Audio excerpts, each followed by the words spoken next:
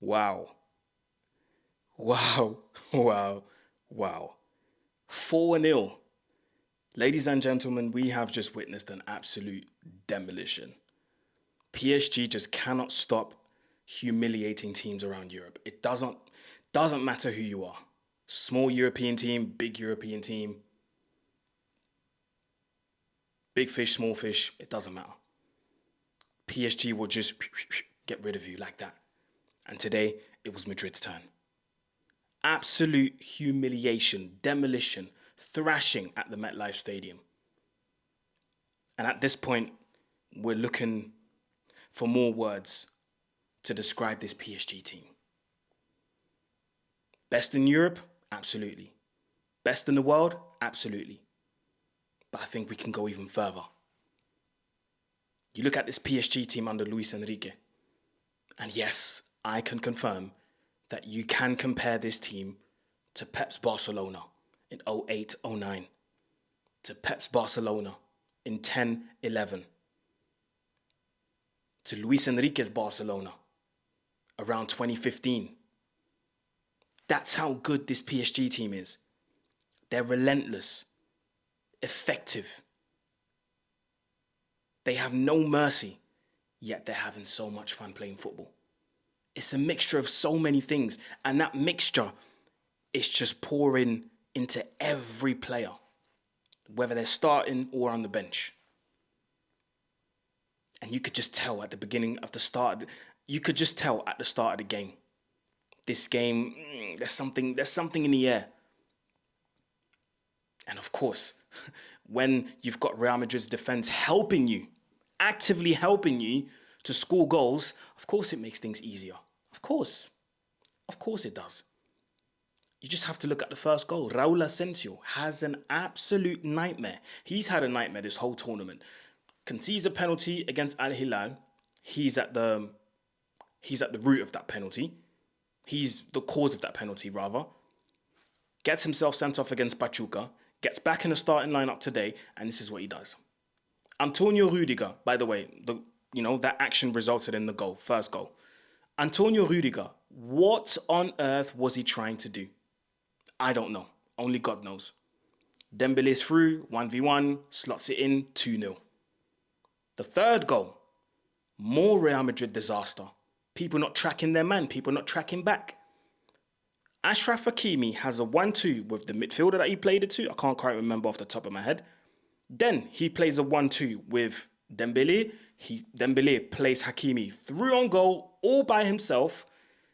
Hakimi squares it to Fabian Ruiz. Fabian Ruiz slots it in. He's got a brace. It's 3-0.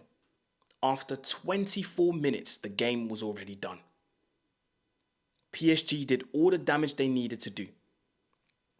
Real Madrid's defense and tactics exposed. Xabi Alonso's tactics exposed.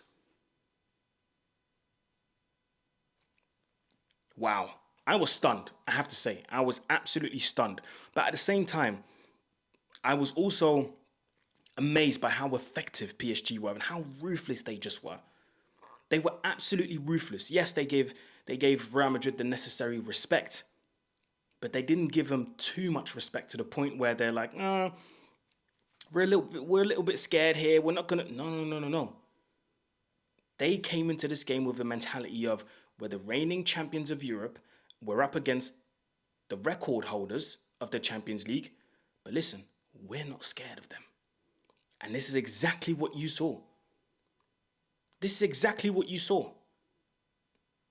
Real Madrid's attack, midfield, defense, they looked devoid of ideas. They looked absolutely lost out there. PSG's team were running circles around them. Technically, this PSG team was so far ahead of Real Madrid, it's not even funny. It is not even funny, I promise you guys. And this, goes back to what I've been saying for a long time. I will pick any day of the week. Actually, no, let me wait before I say that. I have to talk about Ousmane Dembele. Didn't start most of the games. In fact, I think this is his first start in this FIFA Club World Cup because of his injury that he picked up. Played it exceptionally well. Exceptionally well. Kvaratskhelia causing absolute havoc. That midfield, again, João Neves, Vitinha, Fabian Ruiz. Absolutely amazing. People had the cheek to ask me when I did a combined 11 and I posted it on my TikTok.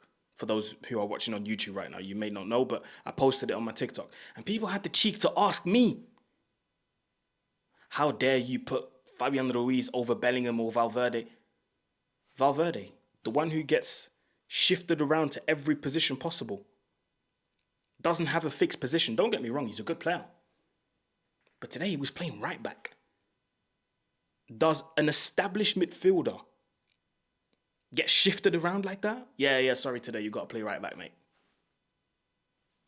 No, absolutely not. Absolutely not. And let me get back to my point. I will pick technical ability, IQ, and intelligence any day of the week over these physical attributes. Oh, he runs. Oh, he's quick. Oh, he's fast.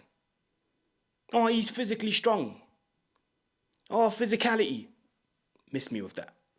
Give me IQ, give me intelligence, give me good passing, give me technical security.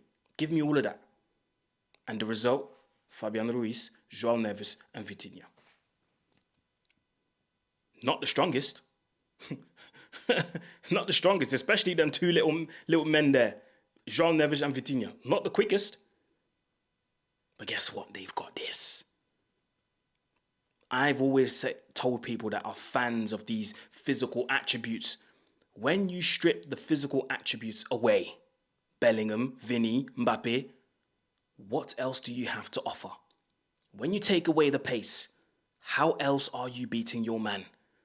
When you take away the physicality, how else are you getting past your opponent in midfield? These are all questions you should be asking yourselves. Do you have a quick brain to think, okay, quick movement with my feet and then whoops, gone? Or can I play a quick 1-2, gone? People are obsessed with physical attributes nowadays. It's all about pace, it's all about power, but nobody thinks about playing football with this. No one. And this is why I absolutely loved PSG's performance today. Yes, of course, they run to, when they counter or when they go on quick breaks and stuff, of course they run. But more importantly, they use their feet and they use this. People, I'm telling you, if you got this and you got feet, you'll have a long career. Because the physical attributes, they wear out. The pace doesn't increase the older you get. The physicality doesn't increase the older you get. It decreases. So when you don't have feet, when you don't have IQ, when you don't have intelligence, and all you have to offer is pace, and now, you're getting older and the pace is gone, what else do you have to offer? That's the question of the day. What else do you have to offer? And this is what we saw today. Mbappe, Vinny, what else do you have to offer apart from pace? Because the pace didn't work today. And speaking of Mbappe, so ironic. It is so ironic that a couple of years back, you were sat down in the conference room with the very manager that beat you today, that humiliated you today. And all he asked from you, all he was telling you, all he asked from you was, can you be the first man to press? Because if you do it, the rest will follow. You're the leader. If you set the example, the rest will follow. It's very ironic, isn't it? How following simple instructions can get you very far in life. Because guess what? The same instructions he refused to follow at PSG, this is what's haunting him now at Real Madrid. It's come back to haunt him. It's come back to haunt him. Because even at Madrid, he doesn't press. Which Xabi Alonso's system requires you to do, by the way. Doesn't press, doesn't track back. But then they had the cheek to come at me in the comment section and tell me, don't you dare put Gonzalo Garcia and Mbappe in the same sentence. That's what they told me. But guess what? Gonzalo Garcia, he tracked back. He pressed. And he got the rewards. The 3 goals that he scored in this tournament. Or is it 4? Anyway, the goals that he scored were a direct reward for his pressing, his work rate. May not be the quickest, may not be the strongest, and may not be the most technically gifted. But one thing he did for this system, when he played Mbappe's position, he worked. He pressed. And again, it is very ironic for Mbappe how far things can get you in life if you just follow instructions and you don't just do your own thing. At one point, Mbappe was taking corners. That's how you know his head was scrambled. He was trying to do any and everything just to be noticed. No, stick to what you've been told to do. And yes, occasionally you can show your class. You can show how good you are in 1v1s. But because there's desperation to do any and everything, that's the result of it. That's the result of it. You see what Dembélé is for PSG today? That should have been Mbappé. Should have been him. And who knows, maybe PSG would not have gone out in the market and bought Kvaratskhelia, and we could have had a front three of Mbappé in the middle, Doué on the right, or Barcola on the right, and Ousmane Dembélé on the other wing. Very, very ironic that one piece of footage that we all know, that we all saw, has led to everything that Luis Enrique is doing with his team now, and he's reaping the benefits. See how far following instructions can get you. Do you see how far following instructions can get you? Because look at Dembélé today. Dembélé could have gone, what? Me? Pressing? You're having a laugh. I'm Dembélé, mate. Nah. He's reaping the benefits of following instructions. And today, he's close to winning the Ballon d'Or. It's funny how following instructions can get you very far. That's all I have to say about Kylian Mbappe, really. Because the talent is there. But the years are going. The years are going by. He's not getting any younger. This year, he's turning, 26? Years are flying by, my friend. Still no Ballon d'Or. And the others are leapfrogging you. All of the youngsters that are coming up, they're leapfrogging you step by step. Got to ask yourself questions, man. Got to ask yourself questions. Xabi Alonso. This must have been a big reality check. He was asked after the game why he didn't play Rodrigo. For technical reasons. That pretty much seals it, doesn't it? Rodrigo's gone. He's going to go. Where he's going to go, we don't know. But it is very sad. Because Rodrigo might not have the technical ability of a Kvaratskhelia or, people on that PSG team. But guess what? When it comes to following instructions and doing what has to or needs to be done on the pitch, Rodrigo does what he's told. Rodrigo does what he's told.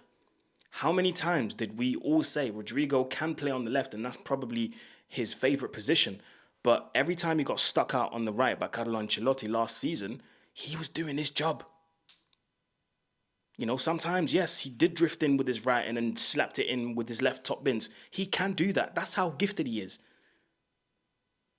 He does the job that he's told. But for Xabi Alonso to come in and just ostracize him like that, I don't know, man. I don't know. It feels like there's something going on between the two of them. I can't quite put my finger on it, but it is sad. It is very sad. And I think this will mark Rodrigo's departure. It's inevitable at this point. It's inevitable. But yeah, big reality check for the superstars, for Real Madrid. And I just wonder if Madrid are ever going to learn about this Galactico thing, because it's just not working. You can throw in all of the superstars that you want, it's just not going to work. Sometimes it just doesn't. Look at PSG.